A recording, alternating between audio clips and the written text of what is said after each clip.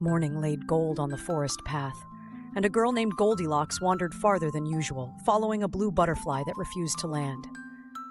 In a sunlit clearing stood a small, neat cottage with smoke faint on the air and the door resting on its latch as if the breeze had tipped it.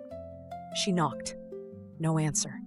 Only the hush of a place that expects to be briefly empty. Inside, a scrubbed table held 3 bowls of porridge, one large, one middling, one small. Steam rose bravely from the largest. Goldilocks tasted it and snatched back her spoon, too hot.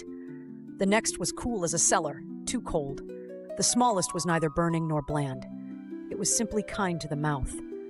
She ate it all before she remembered she had not been invited. By the hearth stood 3 chairs. The largest held its shape like a throne stone, too hard. The middle sighed and swallowed her like a featherbed, too soft. The smallest fit her back and knees just so, and she smiled, then winced at the faint crack of a slat giving way. She set the broken piece gently aside and told herself she would explain, though no one was there to hear. Curiosity climbed the stairs with her. In the bedroom, the pattern repeated, a high, firm bed that felt like a hilltop, a deep, lumpy valley of a bed that rolled her toward its middle, and a small, even mattress that met her weight and held it. Just right, she murmured, and sleep, which asks fewer questions than manners do, closed her eyes. While she dreamed, the owners of the house returned along the path, a bear family who had stepped out so their porridge could cool. Father Bear set down his walking stick and sniffed the air. "Someone's tasted my porridge," he rumbled. Mother Bear's gentle voice sharpened. "Someone's tasted mine as well." Baby Bear peered into his small bowl. "And mine is gone!" They turned to the chairs. One sat exactly as it had been left.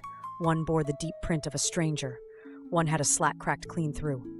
Upstairs, quilts lay rumpled on the big bed in the middle. On the smallest, they found a golden-haired child asleep, as peacefully as if the world had asked her to be there. Goldilocks woke to 3 faces, startled, not snarling, puzzled, not cruel.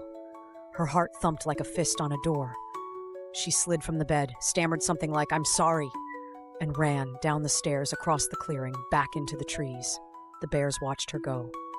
"We would have shared," said Mother Bear, smoothing the quilt. Father Bear set the broken slat aside to mend later.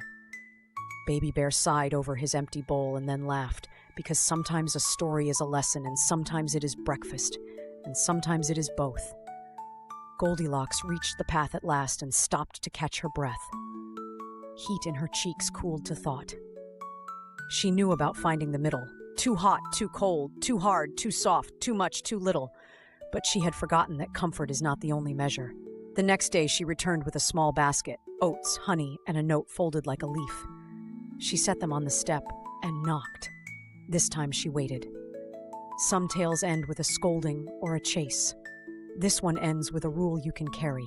Test and tune what is yours, your pace, your rest, your work. But when something belongs to others, knock, ask, and accept the answer. Just right isn't only how it feels, it's also how you got there.